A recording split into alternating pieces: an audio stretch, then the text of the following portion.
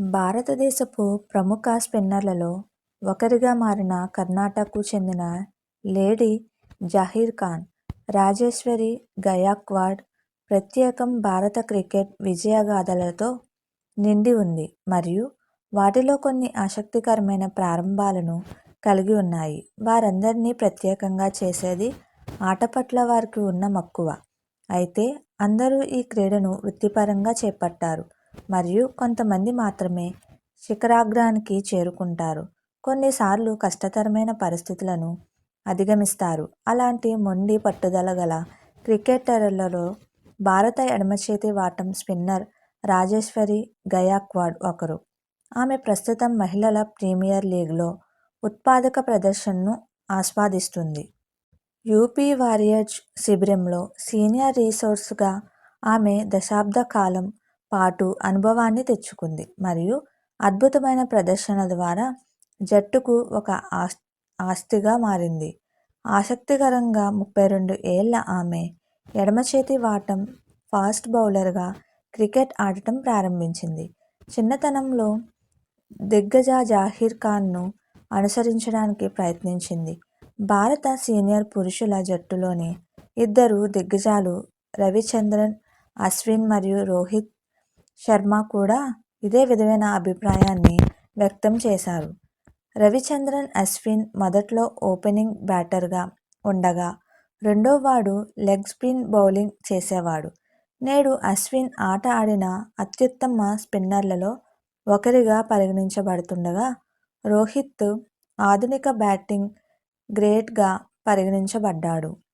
రాజేశ్వరి ఎడమచేతి వాటం పేసర్ కావాలని కోరుకుంది మరియు త్వరలోనే ఆమెను కర్ణాటక లేడీ జహీర్ అని పిలుస్తారు. కానీ ఆమె అండర్-19 స్థాయిలో తన మొదటి ఆట ఆడినప్పుడు ఆమెకు నరాలు బాగా నచ్చాయి.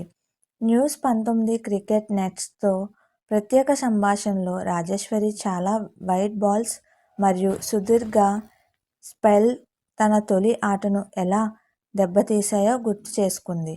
నేను ఫాస్ట్ బౌలింగ్ పట్ల ఆకర్షితుడయ్యాను మరియు నేను జహీర్ ఖాన్ను చాలా ఫాలో అయ్యాను. అతని యాక్షన్ నాకు ఆసక్తికరంగా అనిపించింది.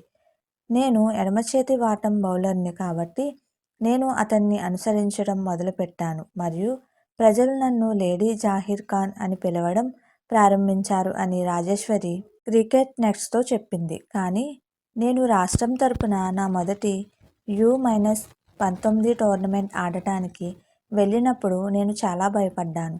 నేను చాలా వైడ్లను అంగీకరించాను. మతలబ్ కి over ఖత్మ్ he Nahi kho రహాదా.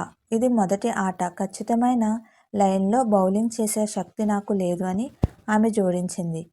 Coach మాట వినమని పట్టుబట్టినందుకు రాజేశ్వరి తన తండ్రి మాజీ పాఠశాల ఉపాధ్యాయుడు శివానంద్ గాయక్వాడ్కు కృతజ్ఞతలు తెలుపుతోంది. నా ఆత్మవిశ్వాసం దెబ్బతింది కాబట్టి నా కోచ్ స్పిన్ బౌలింగ్కి మారమని సూచించాడు. బలం లేకపోవడం కూడా వేగాన్ని పెంచడంలో సహాయపడలేదు. పేస్ బౌలింగ్ పై మే పేస్ హీ నహీ దా. బహుశా అందుకే అతను నా బౌలింగ్ శైలిని మార్చమని అడిగాడు. నేను ఫాస్ట్ బౌలర్ కావాలని మాత్రమే కోరుకున్నాను మరియు స్పిన్ను ఎప్పుడూ ఇష్టపడలేదు కాబట్టి అప్పుడు నాకు బాధగా అనిపించింది.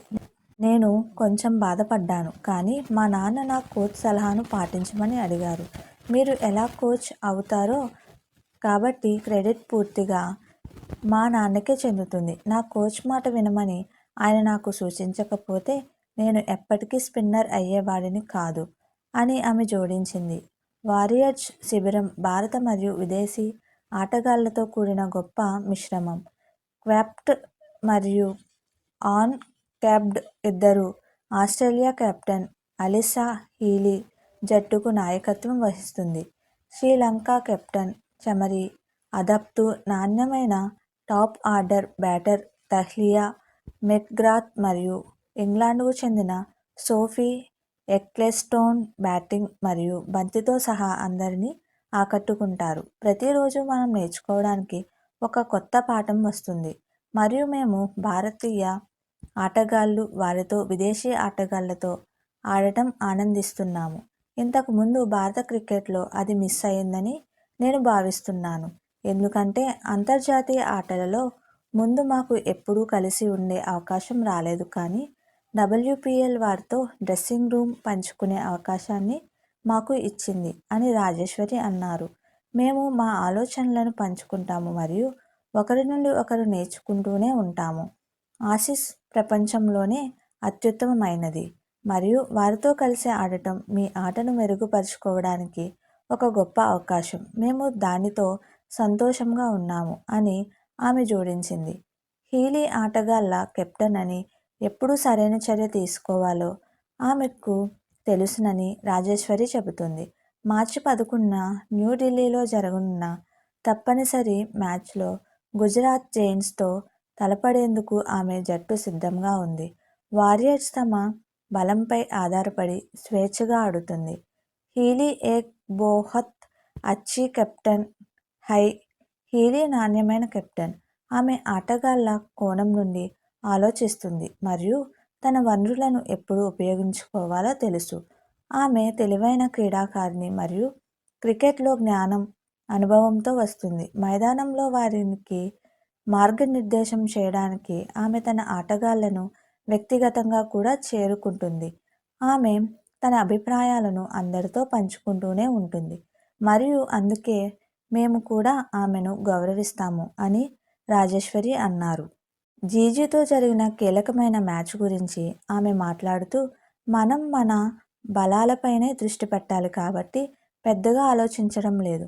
అచ్చీ క్రికెట్ కేలేంకేతో జీత్ బి హూ మరి హీ హోగి. మంచి క్రికెట్ ఆడాలి, మనం గెలుస్తాం.